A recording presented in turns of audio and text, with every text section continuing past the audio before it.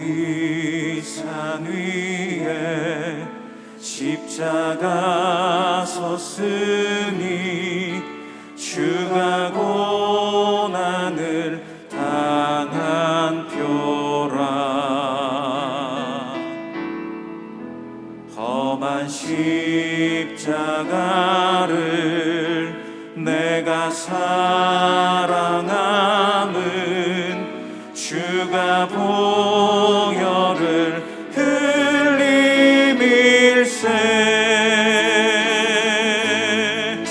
죄의 승리를 얻기까지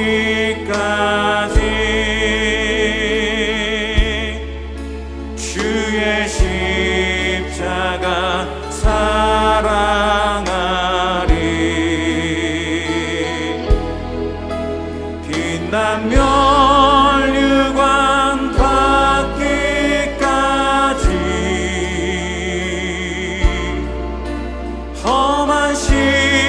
십자가 붙들겠네. 험한 십자가에 주가 흘린 피를 믿는 마음으로 바라보니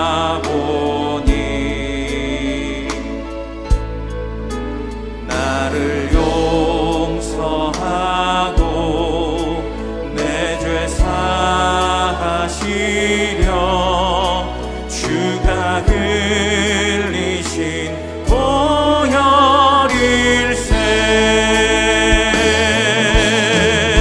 죄의 승리를 얻기까지 주의 십자가 사랑하리. 빛나며 멸류관 받기까지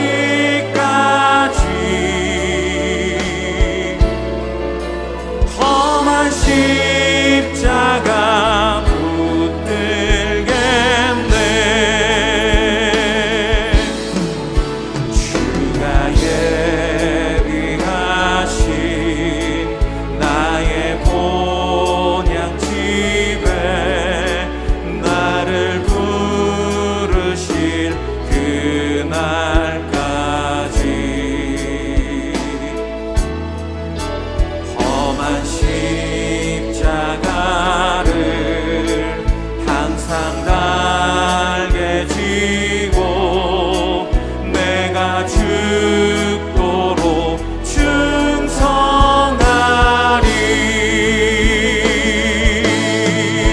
죄의 승리를 얻기까지 주의 십자가 사랑하리. 빛나며 멸류관 받기까지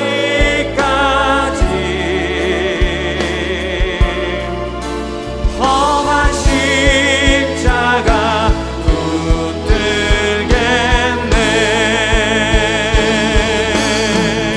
죄의 승리를 얻기까지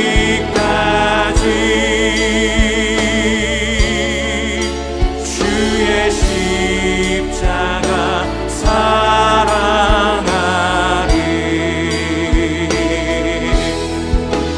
빛나며 멸류관 받기까지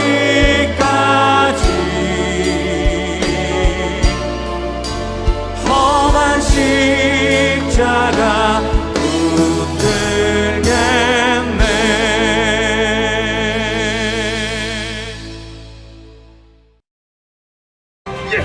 군인들이 예수를 끌고 브라이도리온이라는 뜰 안으로 들어가서 온 군대를 모으고 예수에게 자색옷을 입히고 가시관을 엮어 씌우고 경례하여 이르되 하고 갈대로 그의 머리를 치며 침을 뱉으며 꿇어 절하더라. 희롱을 다 한 후 자색 옷을 벗기고 도로 그의 옷을 입히고 십자가에 못 박으려고 끌고 나가니라. 마침 알렉산더와 루포의 아버지인 구레네 사람 시몬이 시골로부터 와서 지나가는데 그들이 그를 억지로 같이 가게 하여 예수의 십자가를 지우고 예수를 끌고 골고다라 하는 곳, 번역하면 해골의 곳에 이르러 몰약을 탄 포도주를 주었으나 예수께서 받지 아니하시니라. 십자가에 못 박고 그 옷을 나눌세 누가 어느 것을 가질까 하여 제비를 뽑더라. 때가 제3시가 되어 십자가에 못 박으니라. 그 위에 있는 죄패의 유대인의 왕이라 썼고 강도 둘을 예수와 함께 십자가에 못 박으니 하나는 그의 우편에 하나는 좌편에 있더라. 지나가는 자들은 자기 머리를 흔들며 예수를 모욕하여 이르되 아하, 성전을 헐고 사흘에 짓는다는 자여, 내가 너를 구원하여 십자가에서 내려오라. 대제사장들도 서기관들과 함께 희롱하며 그가 남은 구원하였으되 자기는 구원할 수 없도다. 이스라엘의 왕 그리스도가 지금 십자가에서 내려와 우리가 보고 믿게 할지어다 하며 함께 십자가에 못 박힌 자들도 예수를 욕하더라. 오늘 고난주간 새벽기도에 나오신 모든 성도님들을 주님의 이름으로 환영하고 축복합니다. 오늘 마가복음 15장 16절부터 32절 말씀을 통해 다시 십자가 그늘 아래 머물며 라는 제목으로 하나님이 주시는 말씀의 은혜를 함께 받고자 합니다. 미국에 가면 교통표지판 중에 스탑이라고 적힌 표지판이 있습니다. 이 사인이 보이면 운전자는 그 앞에서 반드시 멈춰야 합니다. 멈춘 다음 3초 정도의 시간을 보내야 합니다. 그리고는 다시 차를 운전해서 가야 합니다. 저도 처음에 운전면허를 따는데 이렇게 연습을 했습니다. 스탑 사인이 보이면 잠시 그 앞에서 차를 멈추고 속으로 하나, 둘, 셋 이렇게 말한 다음 차를 다시 운전했습니다. 이것은 차가 보이지 않으면 안 지켜도 되는 것이 아니었습니다. 무조건 해야만 했습니다. 실제로 제가 밤늦게 차들이 거의 없는 주택가를 지나가는데도 모든 운전자들이 스탑 사인 앞에서 차를 멈춘 다음 3초 뒤에 차를 다시 운전하는 것을 보게 되었습니다. 저도 그렇게 운전했습니다. 아무리 바쁘고 급한 일이 있어도 스탑 사인이 보이면 무조건 반드시 멈춰 있어야만 했습니다. 이것은 우리의 신앙생활에 있어서도 마찬가지입니다. 우리는 일상의 삶을 살아갑니다. 각자 나름대로 바쁘고 분주하게 살아갑니다. 가정에서, 직장에서, 학교에서, 또 내가 살아가는 삶의 여러 다양한 현장에서 우리는 오늘 하루라는 시간을 보내며 살아갑니다. 때로 너무 바쁘게 살아서 그런지 우리가 이렇게 이야기할 때도 있습니다. 오늘 하루 시간이 어떻게 지나가는지 모를 정도로 정말 바쁘게 지냈다. 물론 우리가 살아가면서 늘 바쁘게만 지내지는 않습니다. 잠시 여유를 가질 때도 있습니다. 그런데 이런 일상의 삶에서 우리에게 필요한 것이 있습니다. 그것은 바로 머무름의 시간이 우리에게 필요하다는 것입니다. 스탑 사인이 보이면 잠시 차를 멈추고 난 뒤 다시 차를 운전해 가는 것처럼 우리에게도 일상의 삶에서 잠시 멈춰서 머물러야 하는 시간이 필요합니다. 그렇다면 예수님의 제자로 살아가는 우리가 머물러야 하는 곳은 어디입니까? 바로 십자가입니다. 우리는 십자가의 그늘 아래 머물러야 합니다. 계속해서 앞을 향해 달려만 가서는 안 됩니다. 가던 길을 잠시 멈추고 다시 십자가 그늘로 들어가야 합니다. 그곳에서 우리는 머무름의 시간을 보내야 합니다. 고린도전서 2장 2절에 보면 사도 바울이 이렇게 고백합니다. 내가 너희 중에서 예수 그리스도와 그가 십자가에 못 박히신 것 외에는 아무것도 알지 아니하기로 작정하였음이라. 사도 바울에게 있어서 그의 신앙과 삶의 중심은 바로 예수 그리스도와 십자가였습니다. 또 고린도전서 1장 18절에서는 이렇게 말씀합니다. 십자가의 도가 멸망하는 자들에게는 미련한 것이요 구원을 받는 우리에게는 하나님의 능력이라. 여기에 보면 십자가의 도가 구원을 받는 우리에게 하나님의 능력이라고 말씀하고 있습니다. 우리가 십자가의 그늘 아래 머물 때 우리는 하나님의 능력을 경험하게 됩니다. 그뿐만이 아닙니다. 로마서 5장 8절에서는 이렇게 말씀합니다. 우리가 아직 죄인 되었을 때 그리스도께서 우리를 위하여 죽으심으로 하나님께서 우리에 대한 자기의 사랑을 확증하셨느니라. 하나님은 우리를 사랑하십니다. 저 여러분을 하나님의 있는 모습 그대로 사랑하십니다. 우리가 아직 죄인 되었을 때 하나님은 우리를 사랑하셨습니다. 그리고 우리를 향한 하나님의 사랑을 확증해 주셨습니다. 어디에서 확증해 주셨냐면 바로 십자가에서였습니다. 그리스도께서 우리를 위하여 죽으심으로 우리를 향한 하나님의 변함없는 사랑을 확실하게 보여주셨습니다. 저와 여러분 어떠합니까? 우리는 지금 어디에서 하나님의 사랑을 찾고 있습니까? 십자가는 여전히 변함없는 자리에서 오늘 우리를 향해 선포하고 있습니다. 하나님이 저와 여러분을 사랑하신다는 것입니다. 십자가 그늘 아래 머물 때 우리는 이 사랑을 몸소 깊이 체험할 수 있게 됩니다. 오늘은 성금요일입니다. 오늘 우리가 잠시 일상의 삶을 멈추고 다시 십자가 그늘 아래 머물러 있길 원합니다. 그럴 때 우리 모두의 마음과 삶에 십자가의 능력, 십자가의 사랑, 십자가의 은혜가 차고 넘쳐 흐르게 되길 주님의 이름으로 축복합니다. 오늘 말씀은 이제 십자가형이 선언되고 난 뒤에 일어난 몇 가지 사건들을 중심으로 기록되어 있습니다. 먼저 16절부터 20절에서는 군인들이 예수님을 때리고 조롱하는 장면이 나옵니다. 유진 피터슨 목사님은 메시지 성경에서 이 구절을 이렇게 묘사하고 있습니다. 병사들이 예수를 관저로 데리고 들어가서 부대 전차를 불러 모았다. 그들은 예수께 자주색 옷을 입히고 가시나무로 엮은 왕관을 그분 머리에 씌웠다. 그리고 예수를 조롱하기 시작했다. 유대인의 왕 만세.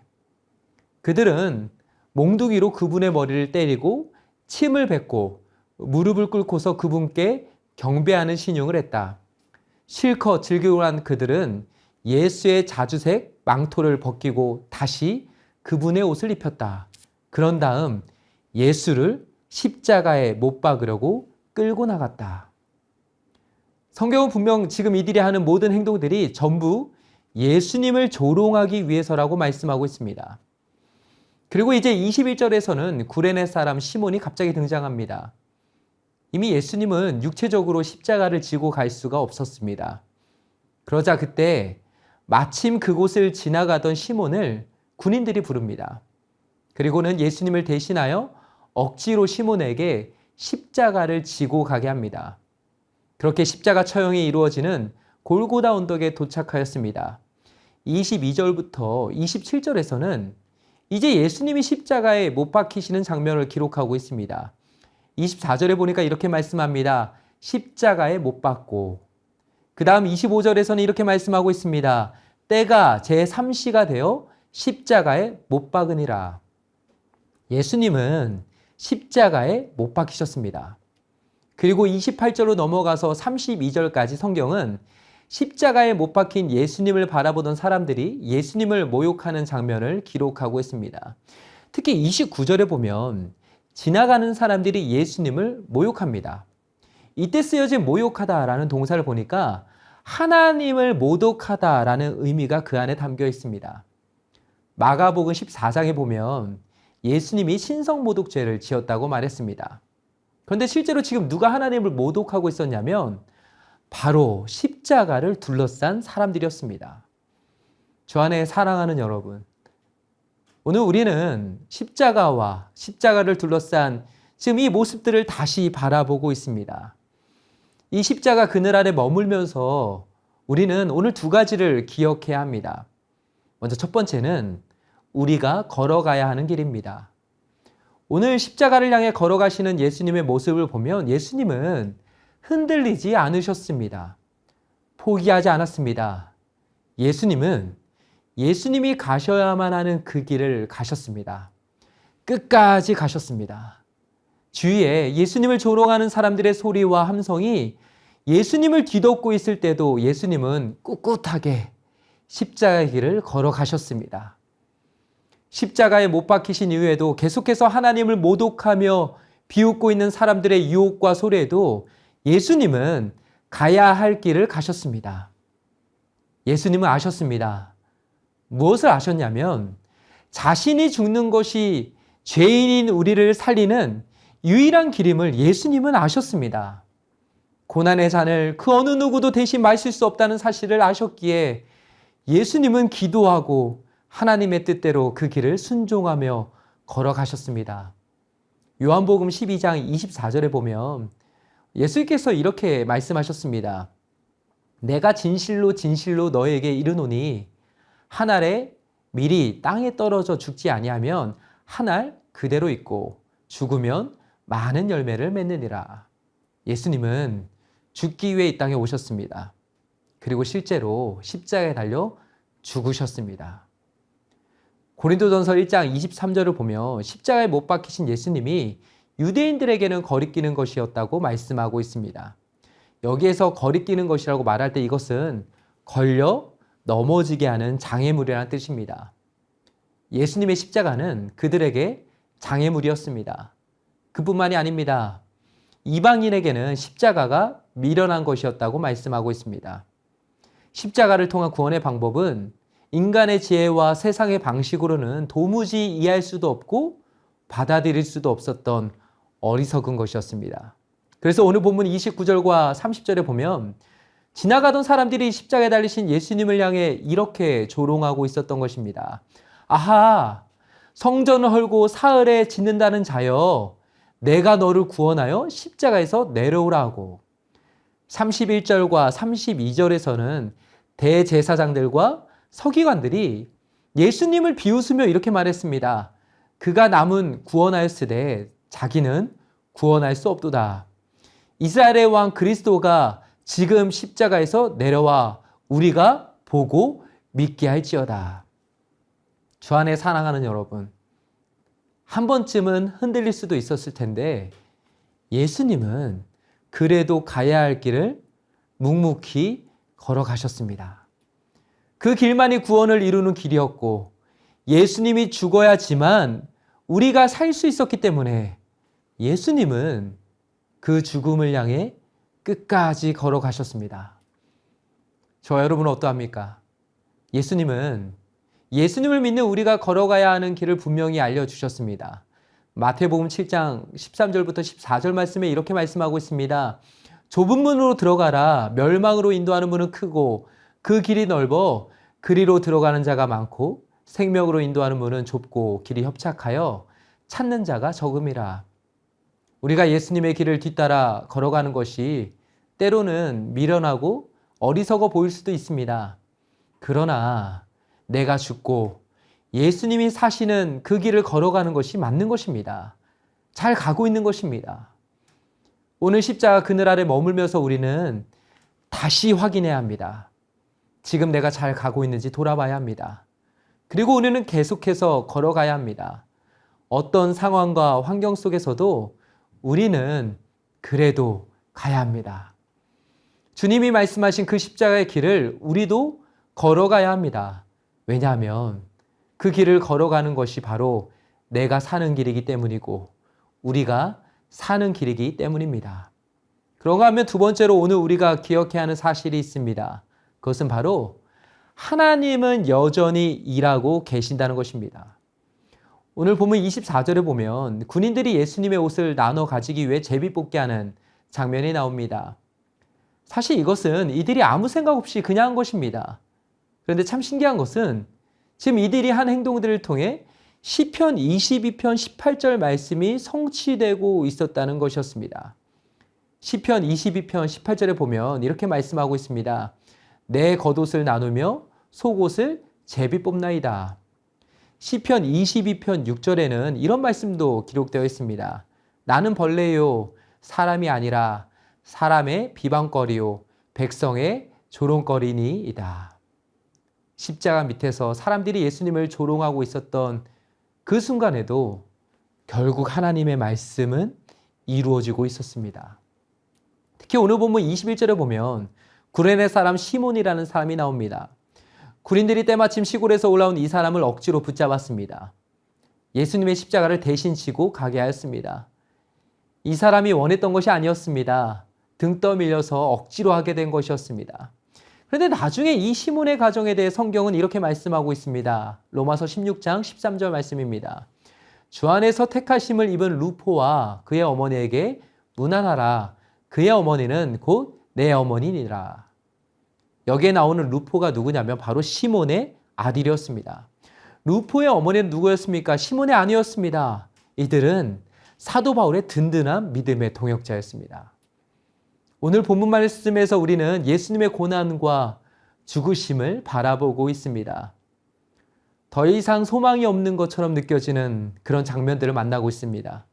그런데 우리는 지금 이런 상황 속에서도 어둠 속에 한 줄기 빛과 같은 소망을 발견할 수 있습니다. 그것은 바로 하나님은 지금 이 순간에도 여전히 일하고 계셨다는 것입니다. 하나님은 하나님의 약속의 말씀을 이루고 계셨습니다. 하나님의 구원의 은혜와 역사를 이루고 계셨습니다. 저 여러분 어떠합니까? 우리의 삶, 우리의 가정, 우리의 직장, 일터, 학교에서 때로 하나님이 보이지 않고 하나님이 일하고 계시지 않는 것처럼 느껴지는 그 순간에도 변함없는 사실은 하나님은 여전히 그곳에서 일하고 계신다는 것입니다. 이제 말씀을 맺겠습니다. 우리에게는 머무름의 시간이 필요합니다. 고난주간만이 아니라 매일 일상의 삶을 살면서 우리는 십자가 그늘 아래 머물러 있어야 합니다. 그곳에서 우리는 봐야 합니다. 내가 걸어가고 있는 그 길을 바라보고 확인하고 계속해서 걸어가야 합니다. 그리고 우리는 하나님의 일하심을 바라봐야 합니다. 비록 하나님이 일하시지 않는 것처럼 보이는 그 순간에도 그 상황에도 하나님은 여전히 우리가 머무는 그 삶의 자리에서 일하고 계십니다. 하나님의 구원의 은혜와 역사는 우리가 기대하지 않는 그 순간에도 여전히 임하고 있습니다. 소망하기는 오늘 십자가 그늘 아래 머물러 있는 저 여러분 모두에게 이 말씀의 은혜가 우리 안에 충만하게 임하게 되길, 그래서 오늘 하루도 믿음으로 승리하게 되길 주님의 이름으로 축복합니다. 이제 기도 제목을 읽고 함께 기도하겠습니다. 첫째, 다시 십자가 그늘 아래 머물 때 하나님의 능력과 은혜와 사랑을 충분히 경험하며 누리게 하소서. 아멘. 둘째, 우리가 걸어가야 하는 그 길을 향해 오늘도 믿음으로 순종하며 걸어갈 때 우리 주님께서 새 힘과 용기를 주소서. 아멘. 셋째, 아무 소망 없어 보이는 그 순간에도 여전히 하나님은 일하고 계시고 하나님의 구원의 은혜와 역사가 나타나고 있음을 믿고 오늘 하루 믿음으로 승리하게 하소서. 아멘. 다 함께 기도하겠습니다.